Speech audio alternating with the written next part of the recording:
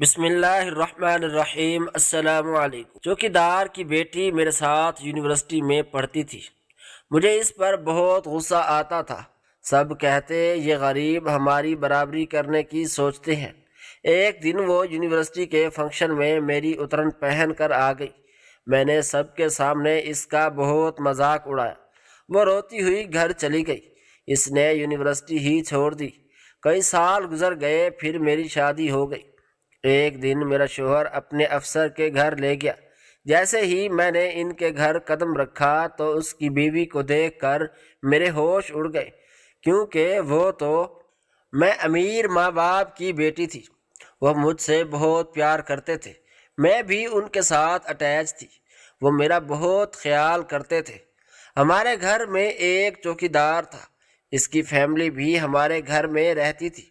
اس چوکیدار کی ایک بیٹی تھی جو میری ہم عمر تھی۔ میرے بابا نے اس کو میرے ساتھ ہی یونیورسٹی میں بھیجا۔ ہم دونوں کا داخلہ ایک ساتھ کیا گیا۔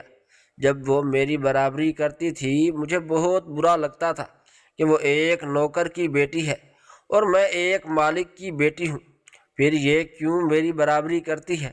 دراصل حقیقت یوں تھی کہ اس کے ماں باپ ایک گاؤں سے آئے تھے، ایک ایسا گاؤں جہاں پر انہوں نے بہت دکھ اور مصیبتیں اٹھائی تھی۔ زندگی کی سختیوں سے تنگ آ کر انہوں نے شہر کا رخ کیا، اور میرے بابا کے دوست نے ان کو ہمارے گھر کا راستہ بتایا۔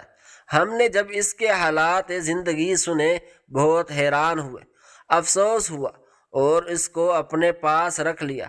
اس کے رشتہ دار بہت چالاک تھے، انہوں نے ان سے سب کچھ لوٹ کر ان کو گھر سے بے گھر کر دیا اور نکال دیا۔ حقیقت یہ تھی کہ ان کے خاندان والے چاہتے تھے کہ وہ اپنی بیٹی کا رشتہ ایک محتاج لڑکے سے کر دیں۔ وہ لڑکا چل نہیں سکتا تھا کیونکہ وہ ایکسیڈنٹ میں اپنی ٹانگیں کھو چکا تھا۔ وہ لڑکا بہت خوبصورت تھا اور نیک دل کا مالک تھا۔ کچھ عرصہ پہلے جب وہ اپنے کام کے سلسلے میں ملتان جا رہا تھا تو راستے میں اس کا ایکسیڈنٹ ہوا اور سب نے اس کی زندگی کی امید ختم کر دی۔ کسی کو یقین نہ ہوا کہ وہ بچ جائے گا۔ قدرت کو یہی منظور تھا۔ وہ لڑکا بچ گیا اور اس کی ٹانگیں ٹوٹ گئی۔ اب وہ پوری زندگی کے لیے دوسروں کا محتاج ہو چکا تھا اور چل نہیں سکتا تھا۔ ہمارے چوکیدار کے خاندان والے یہ چاہتے تھے کہ اس کی بیٹی اسی لڑکے کے ساتھ شادی کر دی جائے، لیکن ہماری چوکیدار نے یہ سب ماننے سے انکار کر دیا، جس پر انہوں نے بہت ذلیل و خوار کیا اور کہا اگر یہ بات نہیں مانی تو یہاں سے چلے جاؤ، ہمارا تم سے کوئی واسطہ نہیں ہے اور ہمارے سارے رشتے تم سے ختم۔ اس نے اسی چیز کو بہتر سمجھا کیونکہ اس کے علاوہ اس کے پاس اور کوئی راستہ نہیں تھا۔ وہ کیسے اپنی ایک نوجوان اور خوبصورت بیٹی کو اس کے حوالے کر سکتا تھا جو خود کا خیال بھی نہیں کر سکتا تھا؟ ہم وہاں سے سب کچھ چھوڑ چھاڑ کے کسی منزل کی تلاش میں چلے گئے۔ ہمارے چوکیدار کا کوئی جاننے والا تھا اور وہ ابو کا دوست تھا، تو میرے ابو نے اپنے دوست کے کہنے پر اس کو ہمارے گھر رکھ لیا۔ وہ بہت نیک اور ایماندار تھے۔ اس کے بعد اس نے ہمیں بتایا کہ اس سے پہلے وہ ایک بہت امیر گھر میں مقیم رہے ہیں، لیکن وہاں کا جو مالک تھا بہت زیادہ خراب، اس کی میری بیٹی کے اوپر گندی نظر تھی اور اس کے بارے میں بہت بری باتیں کرتا تھا۔ ہم بہت مجبور تھے، پریشان تھے اور بے بس تھے، کیونکہ ہمارا اس دنیا میں کوئی نہیں تھا۔ سمجھ نہیں آ رہا تھا کہاں جائیں، لیکن اسی جگہ یہ رہنا ہمیں مناسب نہ لگتا تھا۔ میں وہاں پر رہنے کے باوجود مطمئن نہیں تھا اور کبھی اپنی بیٹی کو اکیلا نہیں ہونے دیتا تھا۔ اس کے ساتھ ہی میں نے ایک اور گھر میں کام کی تلاش شروع کر دی، اور آج کے دور میں لوگ دوسروں پر اعتبار نہیں کرتے۔ اس چیز کی وجہ سے بے گناہ اور معصوم لوگ ناحق مارے جاتے ہیں، ان کو خواہ مخواہ سزا ملتی ہے، اور اس چیز کی سزا ہمیں مل رہی تھی۔ ہم ایماندار ہونے کے باوجود لوگوں کو اپنی ذات کا یقین دلا پا رہے تھے، اسی وجہ سے کوئی بھی مجھے کام دینے کے لیے راضی نہ ہوا۔ ایک دن جب اچانک میں بازار سے سامان لے کر واپس اسی گھر گیا جہاں پر ہم رہ رہے تھے، تو جو میں نے دیکھا وہ نظارہ کبھی نہیں بھول سکتا۔ میرے پاؤں کے نیچے سے زمین نکل گئی اور میرا کلیجہ منہ کو آ رہا تھا۔ وہ مالک جس کے پاس ہم رہ رہے تھے وہ میری بیٹی کے ساتھ زبردستی کر رہا تھا۔ جیسے یہ سب میں نے دیکھا میں جلدی سے گیا اور بولا کیا کر رہے ہو؟ تو وہ ٹال مٹول کرنے لگا۔ مجھے سب کچھ سمجھ آ چکا تھا۔ میں خاموش ہو گیا کیونکہ کچھ نہیں کر سکتا تھا۔ میں نے وہاں سے چلے جانا ہی بہتر سمجھا۔ میں نے اپنی بیوی اور بیٹی سے کہا تیاری کرو، ہم ابھی اسی وقت یہاں سے جا رہے ہیں۔ میں بغیر بتائے وہاں سے آ گیا۔ میری بیوی مجھ سے پوچھتی رہی کہ ایسا کیا ہو گیا ہے کہ تم ایک پل میں یوں یہاں سے جانے کی باتیں کر رہے ہو؟ ہم کہاں جائیں گے؟ ہمارا تو کوئی نہیں ہے۔ میں نے جب اس کو ساری بات بتائی تو وہ خاموش ہو گئی، ایسی خاموش ہوئی کہ بول نہ سکی۔ ہم خاموشی سے وہاں سے تو نکل آئے، لیکن اب نہیں معلوم کہ ہم کہاں جائیں گے۔ میں نے خدا کی طرف دیکھا اور اس سے مدد کی۔ اے خدا ہماری مدد کر، کسی کے دل میں ہمارے لیے رحم ڈال دے۔ اتنے میں نے اپنے جس دوست کے ذمہ کام لگایا تھا اس نے مجھے بتایا کہ کسی کو ضرورت ہے اور وہ ہمارے گھر آ گئے۔ یہ ساری کہانی جب اس نے ہمیں سنائی تو ہمیں بہت تکلیف ہوئی۔ ان لوگوں نے کتنی مشکلیں اٹھائی ہیں اور یہاں تک پہنچنے سے اتفاق سے اس کی جو بیٹی تھی وہ میری ہم عمر تھی اور اس کو بہت زیادہ شوق تھا کہ وہ پڑھے اور وہ کافی ذہین تھی اور خوبصورت بھی تھی۔ تو میرے بابا نے ہمارے چوکیدار کی بیٹی کو میرے ساتھ یونیورسٹی میں داخلہ دلوا دیا۔ مجھے یہ بات اچھی نہ لگی کہ وہ ایک ملازم کی بیٹی ہے اور میں ایک مالک کی بیٹی ہوں۔ ہم دونوں ایک ساتھ ایک جماعت میں کیسے پڑھ سکتے ہیں؟ وہ کیسے میری برابری کر سکتی ہے؟ مجھے بہت غصہ آیا اور میں اس سے بدلہ لینا چاہتی تھی۔ پوری کلاس میں نے سب کو بتایا کہ ہمارے چوکیدار کی بیٹی ہے اور میں ہر وقت اس کی انسلٹ کرتی رہتی تھی۔ وہ پڑھائی میں مجھ سے کافی زیادہ آگے تھی۔ ایک دن جب ہماری یونیورسٹی میں پارٹی ہوئی تو میری اترن پہن کے آ گئی۔ میں نے سب کے سامنے اس کا مذاق اڑایا اور سب کو بتایا کہ اس نے میرے کپڑے پہنے ہوئے ہیں۔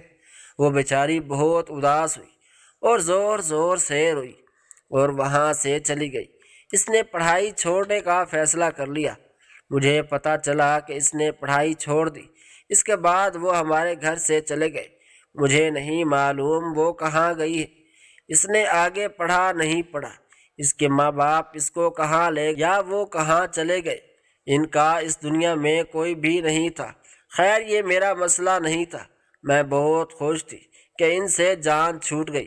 میں نے اپنی پڑھائی کمپلیٹ کی اور میرے ابو نے میری شادی کا فیصلہ کیا۔ انہوں نے مجھ سے جب پوچھا تو میں خاموش رہی اور وہاں سے چلی گئی۔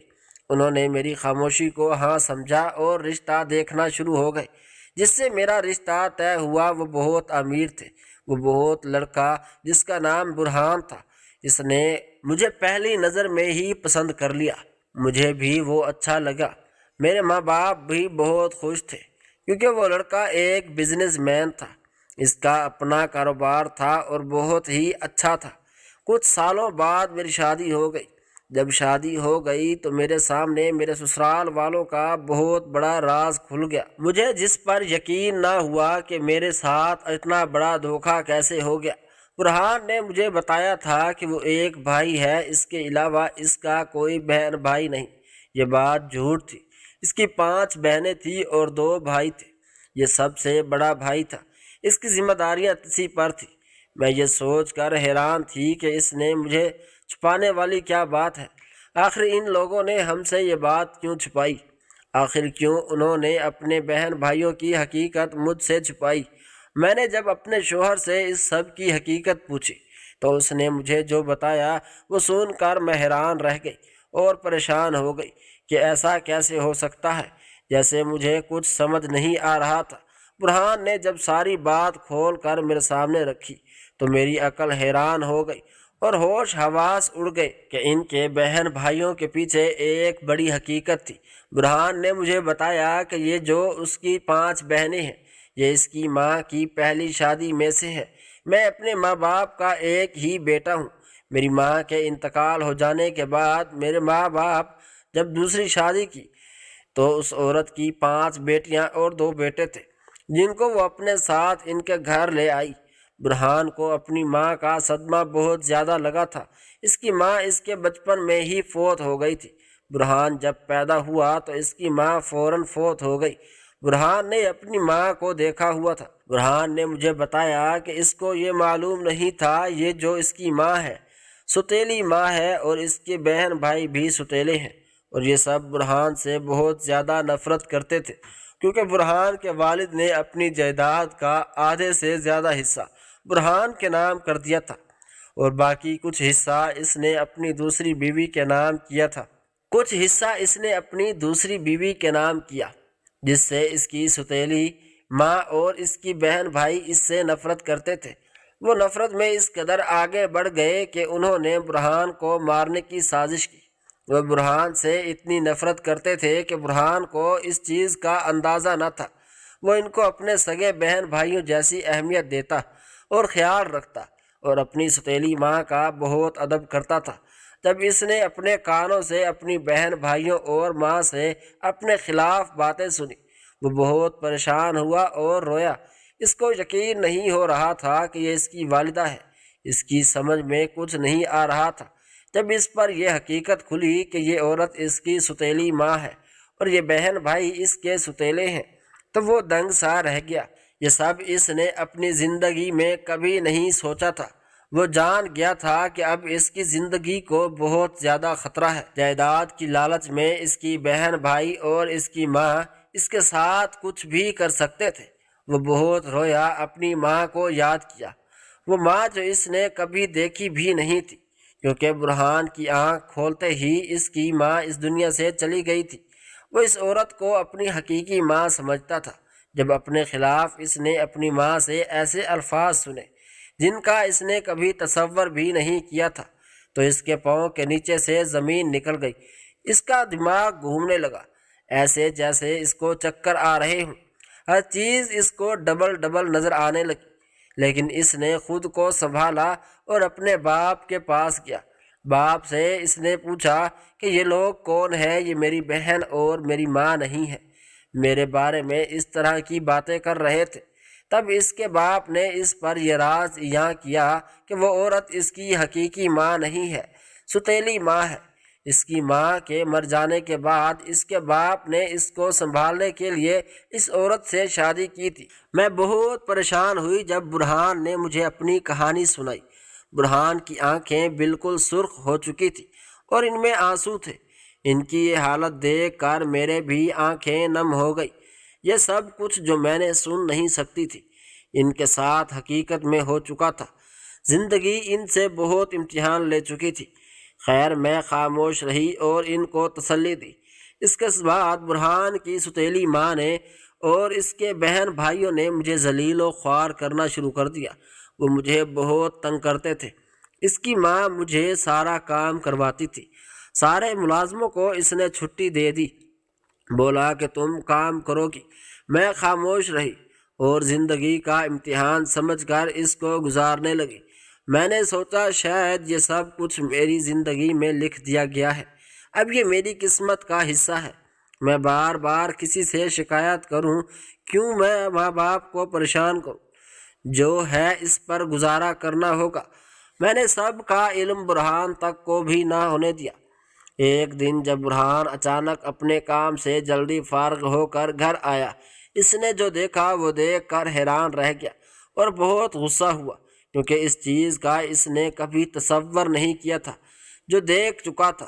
اس سب پر یقین نہیں کر سکتا تھا۔ اس کو دیکھ کر میں بہت شرمندہ ہوئی اور پریشان ہوئی اور اس سوچ میں گم ہو گئی کہ نہ جانے اب وہ میرے ساتھ کیا کرنے والا ہے اور اپنی ماں کے ساتھ کیا کرے گا۔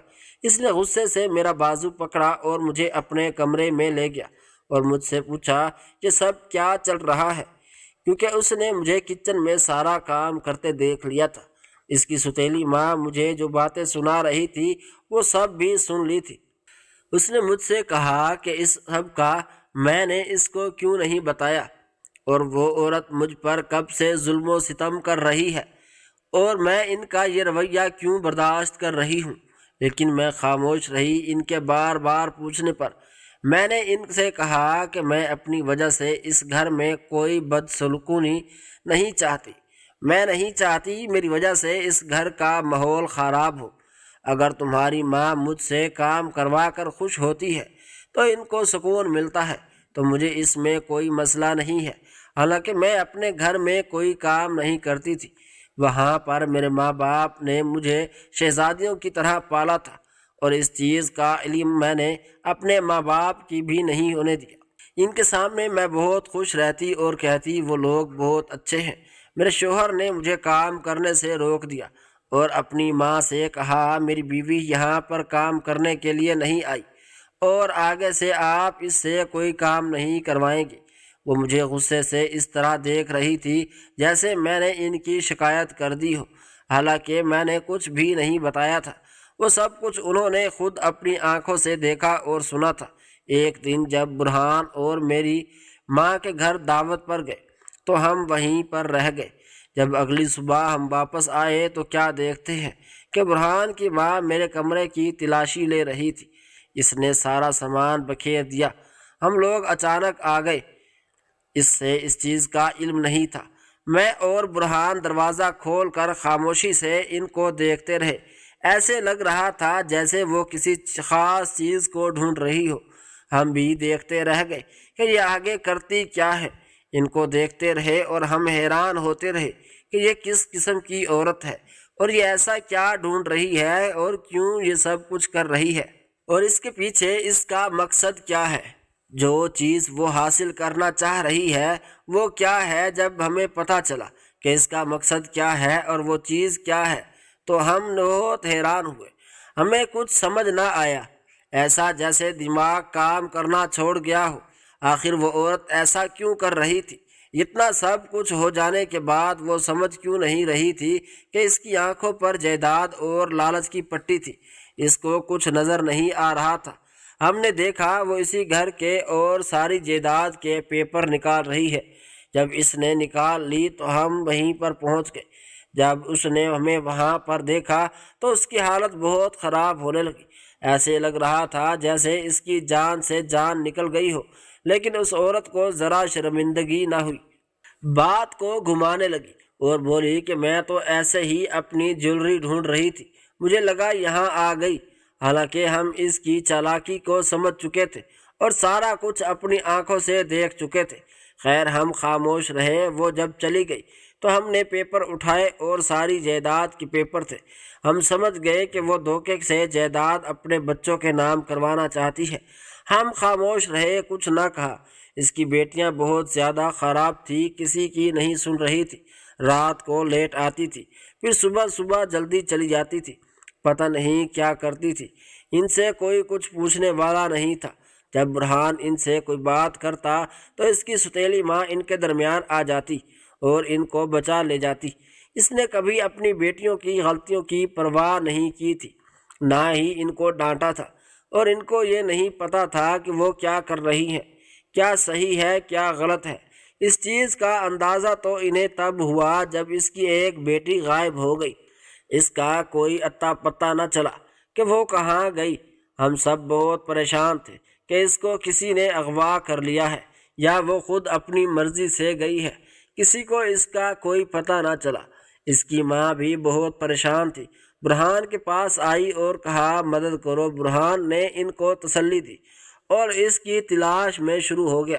برہان کے جو دو ستیلے بھائی تھے وہ اس سے بہت نفرت کرتے تھے، وہ اپنی ماں سے بھی بات نہ کرتے تھے، ان کو ذرا تمیز تک نہ تھی۔ وہ ہر وقت برے کاموں میں پائے جاتے، کبھی جوا کھیلتے تو کبھی شراب پیتے تو کبھی کچھ کرتے۔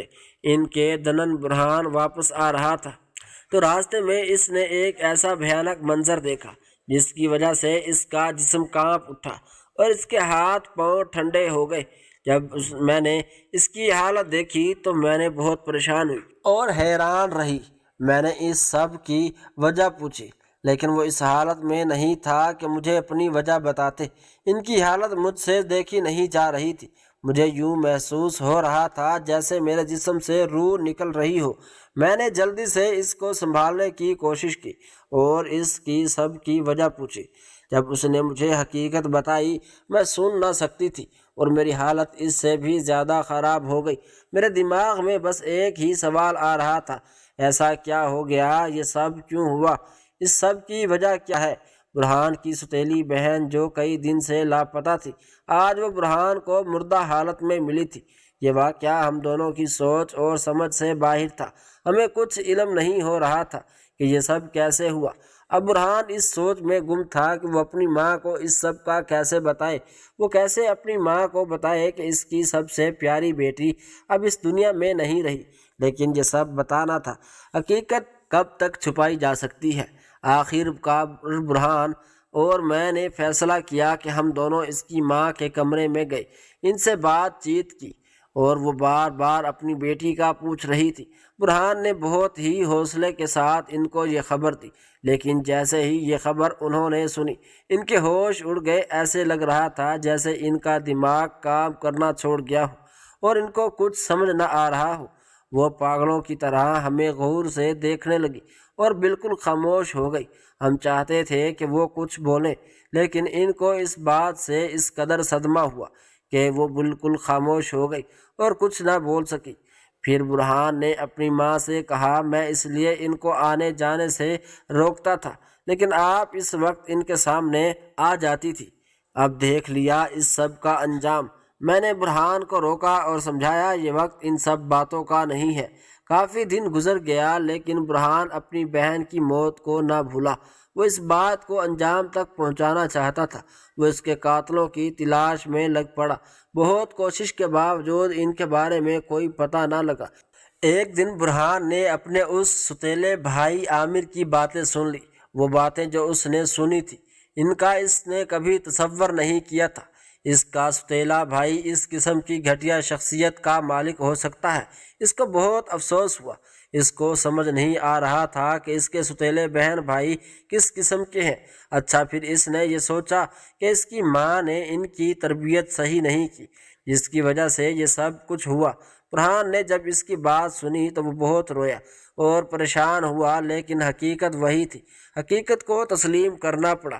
اس نے مجھے اپنی ماں کو اور اپنی باقی بہن بھائیوں کو بلا کر بتایا کہ عامر نے اپنی بہن کا قتل کروایا۔ اس بات کو ہمارے کان تسلیم نہیں کر رہے تھے۔ ایسے لگ رہا تھا جیسے ہم نے غلط سن لیا ہو۔ یقین نہیں آ رہا تھا۔ برہان کی امی نے برہان کو زور سے تھپڑ مارا اور کہا، یہ تم کس قسم کی گھٹیا بکواس کر رہے ہو؟ ایسا کیسے ممکن ہے؟ ایسا نہیں ہو سکتا۔ عامر میرا بیٹا ہے اور میں اس کو اچھی طرح سے جانتی ہوں۔ وہ کچھ بھی نہیں کر سکتا، لیکن ایسا نہیں کر سکتا۔ وہ کسے اپنے بہن کا قتل کر سکتا ہے بغیر کسی قصور کے؟ حالانکہ اس نے ایسا کچھ نہیں کیا۔ یہ تم قسم کی بات کر رہے ہو؟ بات کرنے سے پہلے کچھ سوچ لیا کرو۔ شاید میں بھی برہان سے یہی سب کہنا چاہتی تھی جو اس کی امی کہہ رہی تھی، کیونکہ ہم اس بات پر یقین نہیں کر سکتے تھے۔ اس بات پر یقین کرنا ہمارے لیے ناممکن تھا۔ برہان کیونکہ سب کچھ سن چکا تھا، اور اس نے اپنے بھائی عامر کو بلایا اور سب کے سامنے حقیقت بتانے کو کہا۔ عامر بہت رویا اور معافی مانگنے لگا۔ اس کی ماں نے اس سے جو کہا، جو حقیقت ہے وہ بتا۔ آخر کار اس نے بتا دیا کہ اس نے ہی اپنی بہن کا قتل کیا ہے۔ یہ گناہ اسی سے ہوا ہے۔ عامر کے منہ سے جب ہم نے یہ بات سنی، جب اس نے اپنا گناہ خود تسلیم کر لیا، تو ہمیں ایسا محسوس ہو رہا تھا جیسے ہمارے پاؤں کے نیچے سے زمین نکل گئی، یا کوئی ناگہانی آفت ہم پر ٹوٹ پڑی ہو۔ کچھ سمجھ نہیں آ رہا تھا اس سب کی وجہ کیا تھی۔ سب کے ذہن میں صرف ایک ہی سوال تھا۔ برہان کی آنکھیں غصے سے سرخ ہو چکی تھی، اور وہ بار بار اپنے بھائی سے یہی پوچھ رہا تھا کہ ایسی کیا وجہ تھی، اس نے اپنی بہن کا قتل کیوں کیا؟ آخر اس نے ایسا کیوں کیا؟ اگر کوئی ایسی بات تھی تو اس نے ہمیں کیوں نہیں بتایا؟ خود فیصلہ کیوں کیا؟ اس کی ماں بالکل سکتے میں آ گئی، اس صدمے کو جیسے وہ برداشت نہ کر سکتی ہو۔ کچھ دنوں پہلے ہی ان کی بیٹی کی وفات نے ان کو توڑ کر رکھ دیا، اور اب یہ خبر ایسی محسوس ہو رہا تھا جیسے ان کے جسم میں سے روح چلی گئی ہو۔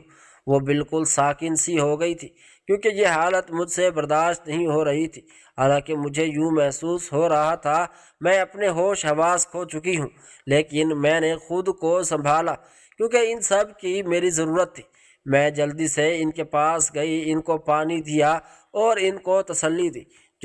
جو بھی بات ہے یا جو بھی وجہ ہے پتہ چل جائے گی، اب اس قدر پریشان نہ ہو۔ جلدی اس نے امی سے کہا، وجہ بتاؤ، ایسی کیا وجہ تھی جو تم نے یہ سب کیا؟ جب برہان نے اس قتل کی وجہ بتائی تو ہم سب سن کر حیران رہ گئے۔ اتنی چھوٹی سی بات پر اس نے معصوم جان قتل کر دیا۔ آخر وہ ایسا کیسے کر سکتا ہے؟ اس کے ذہن میں قتل کرنے کا خیال کیوں آیا؟ ابھی وہ ان بات پر بتا رہا تھا، جس کا ڈر تھا وہی ہوا۔ برہان کی ماں بے ہوش ہو گئی، ان کی آنکھیں ایک جگہ جم گئی۔ ہم نے جلدی سے ڈاکٹر کو کال کی اور ان کو بلایا۔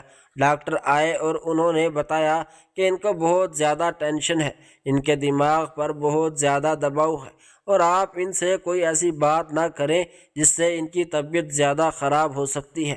یہ سب ان کے لیے نقصان ہے۔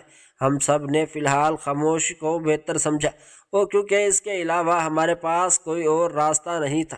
سب نے سوچا جب ماں کی طبیعت ٹھیک ہو جائے گی تو اس کے بعد ہی اس بات کا دوبارہ کہیں گے۔ لیکن اس کی ماں کو کہاں سکون آتا تھا، جس کی ایک بیٹی ناحق قتل ہو چکی تھی، اور اس کا قتل کرنے والا اس کا حقیقی بھائی تھا۔ جیسے ہی اس کو ہوش آیا، اس نے دوبارہ عامر سے وہی سوال کیا، تم نے ایسا کیا؟ آخر اس نے بتایا کہ ایک دن جب اس کو بہت زیادہ پیسوں کی ضرورت تھی تو اس نے اپنی ماں سے پیسے مانگے، ماں نے انکار کر دیا۔ تب اس نے اپنی بہن سے پیسے مانگے، بہن اسے پیسے نہیں دیے، حالانکہ اس کے پاس موجود تھے۔ اس کی بہت زیادہ عزت کر کے چلی گئی، جس سے عامر کو بہت غصہ آیا، اور عامر نے جا کر اس کو بہت مارا، اس قدر مارا کہ وہ بے ہوش ہو گئی اور وہاں سے واپس چلا آیا۔ شدید زخمی ہونے کی وجہ سے اس کی حالت بہت زیادہ خراب تھی، اور اسی حالت میں اس نے اپنی جان دے دی۔ یہ خبر ہمارے لیے کسی قیامت سے کم نہ تھی۔ یہ سب جو میری زندگی میں ہو رہا تھا، میں نے کبھی اس کا تصور نہیں کیا تھا۔ یہ سب میری زندگی کا امتحان تھا یا کہ میری قسمت میں لکھ دیا گیا تھا؟ مجھے اس چیز کا کچھ پتہ نہ تھا۔ زندگی مجھ سے اس قسم کے امتحان لے رہی تھی جن کو صبر کے ساتھ مجھے نبھانا تھا۔ اپنی زندگی کی سختیوں سے میں بہت بیزار ہو چکی تھی۔ ایک کے بعد ایک مسئلہ میرے گھر کی راہ دیکھ رہا تھا۔ خیر، یہ سب باتیں میرے ذہن میں اکثر آتی رہتی تھی، میں نے کبھی توجہ نہیں کی تھی۔ کچھ عرصے بعد جب یہ بات ختم ہو گئی، ہم اپنی زندگیوں میں رواں دواں تھے اور سب کو بھول چکے تھے، تو ایک دن برہان جب آفس سے واپس آیا تو اس نے مجھے بتایا کہ آج شام کو اس کے باس کے گھر ہماری دعوت ہے۔ پہلے تو مجھے اس بات پر حیرانی ہوئی کہ اس کا باس ہمیں دعوت کر کیوں بلا رہا ہے، کیونکہ اس سے پہلے انہوں نے ہمیں کبھی نہیں بلایا تھا۔ پھر جب میں نے برہان سے پوچھا تو اس نے مجھے بتایا کہ برہان کی وجہ سے ایک بڑی کامیابی ان کو ملی ہے، جس کی وجہ سے وہ اپنے گھر میں مجھے بلا کر میرا شکریہ ادا کرنا چاہتے ہیں۔ پھر مجھے اس کے بعد تسلی ہوئی۔ میں جب شام کو ان کے گھر گئی، میں جو بھی ان کے گھر قدم رکھا، اس کے بعد جو منظر میں نے دیکھا، میں دنگ رہ گئی اور حیران ہوئی کہ ایک ایسی حقیقت میرے سامنے کھلی جس کا میں نے کبھی تصور نہیں کیا تھا۔ مجھے اپنی آنکھوں پر یقین نہیں آ رہا تھا، اور میں یہ سوچ رہی تھی کہ ایسا کیسے ہو سکتا ہے۔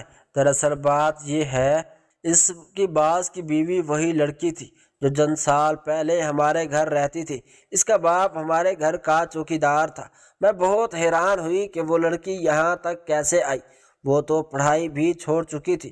میں اس کو ایک نظر پہچان چکی تھی، شاید وہ بھی مجھے پہچان چکی تھی، لیکن ہم دونوں نے ایک دوسرے کو نہیں بتایا۔ جب ہم نے کھانا کھا لیا، میرا شوہر اور اس کا شوہر باہر صحن میں چائے پی رہے تھے اور ہم دونوں اندر بیٹھی تھی، تو میں نے اس سے یہ بے ساختہ ہو کر پوچھا کہ تم وہی لڑکی ہو نا جو ہمارے گھر میں کام کرتی تھی، اور تمہارا باپ ہمارے گھر کا چوکیدار تھا، ہماری ماں ہمارے گھر کام کرتی تھی؟ اس نے بولا، جی ہاں، میں وہی ہوں۔ اس کو اس بات پر ذرا شرمندگی نہیں ہوئی۔ اس کے ماں باپ ہمارے گھر کام کرتے تھے، باقی وہ بہت خوش تھی۔ اس نے مجھے اس بات کا بھی ذکر نہ کیا جو میں نے اس کے ساتھ کیا تھا۔ مجھے بہت شرمندگی ہو رہی تھی، کاش اس وقت میں ایسا نہ کرتی۔ میں نے پوری یونیورسٹی میں اسے کا تماشا بنایا تھا، جس کی وجہ سے اس نے پڑھائی بھی چھوڑ دی تھی۔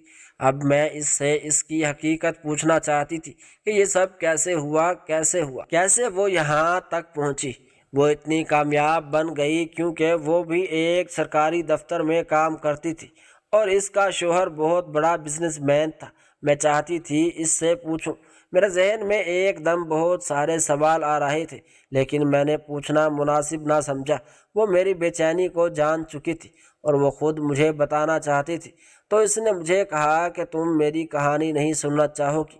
میں نے جلدی سے بولا جی کیوں نہیں، ضرور بتائیے، میں سننا چاہوں گی۔ جب میں نے اس کی ساری حقیقت سنی تو مجھے بہت حیرانگی ہوئی، لیکن اس کے ساتھ بہت خوش ہوئی کہ جو لوگ دوسروں کا برا نہیں سوچتے، ان کی نیت خراب نہیں ہوتی، وہ اپنی زندگی میں اس طرح کامیاب ہوتے ہیں کہ جیسے لوگ ان کی قسمت پر رشک کرتے ہیں اور ان کی مثالیں دیتے ہیں۔ اس کی کہانی بھی اس طرح۔ میں نے اس سے پوچھا کہ وہ اس مقام تک کیسے پہنچی۔ اس نے مجھے بتایا کہ وہ بہت امتحان دے کر یہاں تک آئی ہے۔ جو زندگی اس کو ملی ہے، اس کے لیے اس نے بہت کچھ کھویا ہے۔ سب سے پہلے جو اس نے گنوایا اس کا بہت قیمتی تھا، جس کو کھو کر بھی انسان خالی سا ہو جاتا ہے۔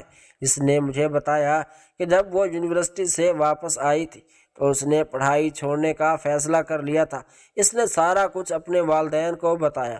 وہ ہمارے گھر سے بھی چلے گئے تھے، اس سوچ میں کہ اس سے بھی بہتر ان کو کوئی نہ کوئی مل جائے گا۔ خدا پر امید اور بھروسہ انسان کو ہارنے نہیں دیتا۔ یہ شہر چھوڑ کر وہ دوسرے شہر چلے گئے۔ وہاں پر انہوں نے ایک چھوٹا سا کاروبار شروع کیا اور وہ کاروبار دیکھتے ہی دیکھتے بہت کامیاب ہو گیا۔ اس سب کے دوران میں نے پڑھائی شروع کی کیونکہ مجھے پڑھنے کا بہت شوق تھا اور میں چاہتی تھی کہ میں اپنے پاؤں پر خود کھڑی ہو جاؤں۔ میں اس قابل ہو جاؤں کہ میرے ماں باپ کو دوسروں کے آگے ہاتھ نہ پھیلانا پڑے اور کسی کی مدد کی ضرورت نہ پڑے۔ میں چاہتی تھی کہ میں اپنے ماں باپ کا سہارا بنوں اور ان کی بھی مجھ سے بہت ساری امیدیں تھیں۔ ہم دن رات محنت کرتے تھے۔ میں ساری رات پڑھتی تھی، صبح یونیورسٹی جاتی تھی اور شام کو واپس آ کر اپنے ماں باپ کے ساتھ کام کرواتی تھی۔ میں اور میرے والدین بہت خوش تھے کیونکہ اب ہم بہت مضبوط ہو چکے تھے۔ دنیاوی دکھوں نے ہمیں اس قدر امتحان لیے کہ ہم اب بہت زیادہ مضبوط ہو چکے تھے۔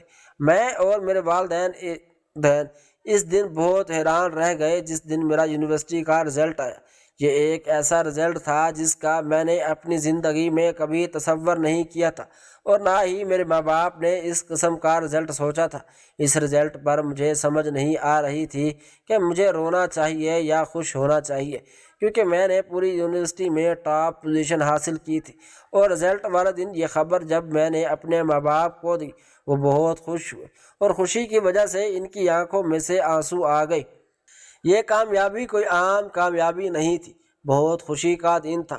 یونیورسٹی میں مجھے 7 گولڈ میڈل دیے گئے کیونکہ میں نے 7 قسم کے امتحانات کو بہت احسن طریقے سے پاس کیا تھا۔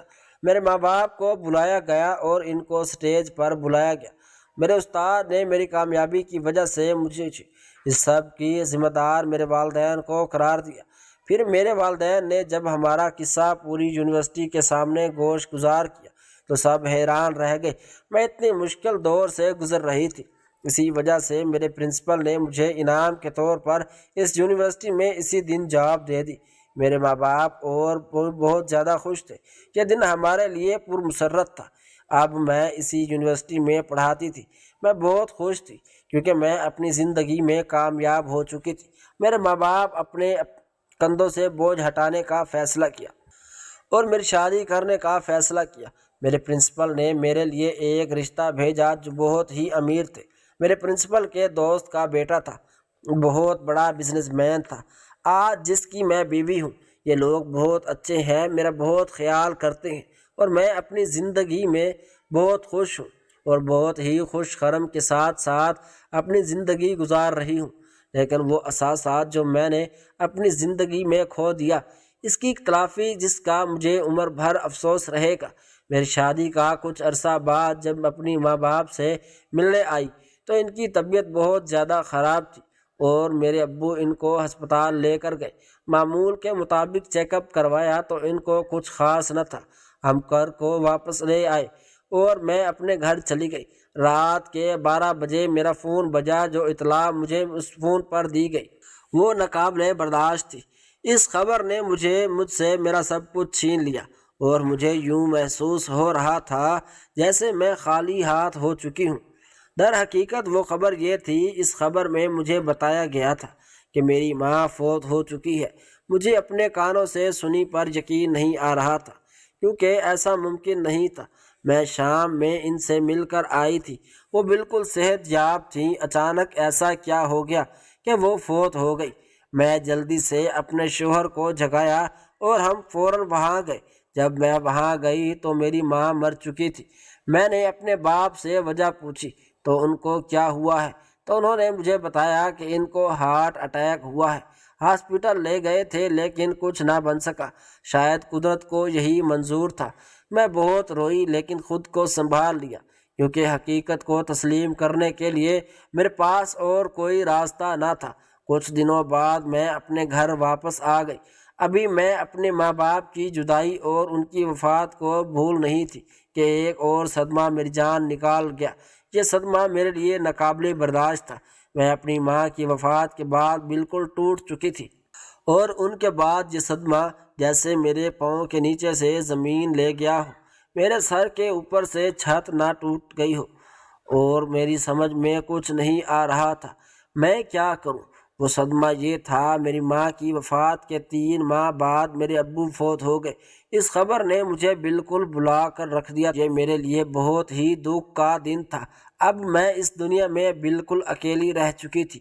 میرے ماں باپ جنہوں نے اب تک اپنی زندگی میں خوشی کا ایک دن نہیں دیکھا تھا، نہ ہی سکون کا ایک لمحہ گزارا، اب جب ان کی باری سکون کی آئی تو اللہ تعالیٰ نے ان کو اپنے پاس بلا لیا۔ مجھے یوں محسوس ہو رہا تھا جیسے میرا سب کچھ ختم ہو گیا ہو، میں خالی ہاتھ ہو گئی۔ لیکن اب ان کی وفات کو 4 سال ہو چکے تھے۔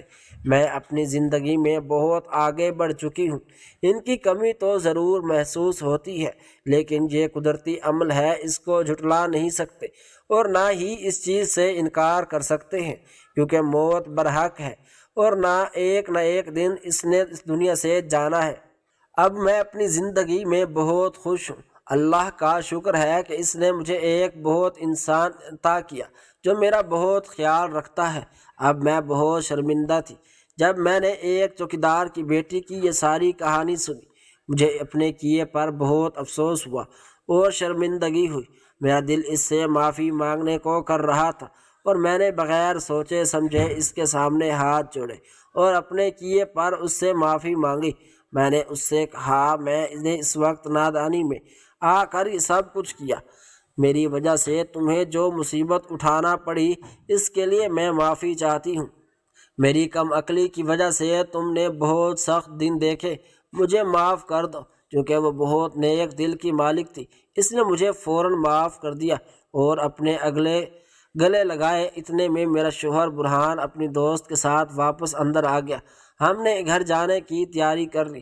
جب میں گھر واپس آئی تو میں نے اپنی ساری کہانی، اس چوکیدار کی بیٹی کی ساری کہانی برہان کو سنائی۔ برہان نے بہت زیادہ حیرت کی اور میری بے عقلی پر مجھے سمجھایا، لیکن اس سے پہلے میں نے اس کو بتا دیا کہ میں اس سے معافی مانگ چکی ہوں اور اس نے مجھے سچے دل سے معاف کر دیا۔ ادھر جب ہم گھر واپس آئے تو ایک اور منظر سامنے تھا، جس کو دیکھ کر برہان اور میں بہت پریشان ہوئے، کیونکہ ہمارے سامنے برہان کی ماں گری پڑی تھی۔ نہ جانے اچانک ان کو ایسا کیا ہو گیا تھا کہ ان کے منہ سے الٹی آ رہی تھی اور وہ بے ہوشی کی حالت میں وہیں پر پڑی تھی۔ ہم دونوں نے اس کو جلدی سے اٹھایا، ہسپتال لے گئے۔ اس صاحب نے ان کا علاج کیا۔ جب وہ صحت یاب ہوئی تو ہم ان کو گھر واپس لے آئے۔ ان کی حالت کو دیکھ کر مجھے کچھ عجیب سا محسوس ہو رہا تھا، کیونکہ اس عورت کے منہ پر پہلے ہی جیسے تاثرات نہیں تھے۔ مجھے محسوس ہو رہا تھا جیسے وہ کچھ کہنا چاہ رہی ہو لیکن کہہ نہیں پا رہی تھی۔ میں نے ان سے پوچھا کہ کوئی بات ہے کیا، جو آپ کو کیا ہوا تھا؟ اس نے بتایا کہ اچانک وہ بے ہوش ہو گئی، ان کے منہ سے الٹی آنے لگی۔ وہ اپنے 2 بیٹیوں اور 4 بیٹوں کو مدد کے لیے بلاتی رہی۔ لیکن اس کی مدد کے لیے کوئی نہ آیا، سب چلے گئے۔ اس کو بہت افسوس اور بہت رو رہی تھی۔ اس کی اپنی اولاد کی اس نے پرواہ نہیں کی، اور برہان نے بیٹے ہونے کا حق نبھایا، بغیر مدد کے مجھے سنبھالا۔ جن کی خاطر میں نے یہ سب کچھ کیا، انہوں نے مجھے مرنے کے لیے چھوڑ دیا۔ برہان بیٹا، میں تم سے معافی مانگنا چاہتی ہوں، مجھے یہ سب کچھ نہیں کرنا چاہیے۔ میں نے تمہارے ساتھ جو بھی غلط کیا اس سب کے لیے مجھے معافی چاہتی ہوں، خدا را مجھے معاف کر دو۔ برہان کی یہ حالت دیکھ کر حیران تھا، لیکن دل ہی دل میں وہ اچھا محسوس کر رہا تھا، کیونکہ اس کی ماں سیدھی راہ پر آ چکی تھی۔ اس نے جلد ہی اپنی ماں کو گلے سے لگا لیا اور معاف کر دیا، اور کہا کوئی بات نہیں، ایسا ہو جاتا ہے۔ اس کی ماں نے اسے بہت دعائیں دی، وہ ہمارے ساتھ رہتی تھی۔ اس کے بیٹے اور بیٹیاں اس کو چھوڑ کر چلی گئی، ان کا نہیں معلوم وہ کہاں گئی، لیکن ہم ان کے ساتھ اور وہ ہمارے ساتھ بہت خوش تھے، اور ہماری زندگی بہت خوشگوار گزر رہی تھی۔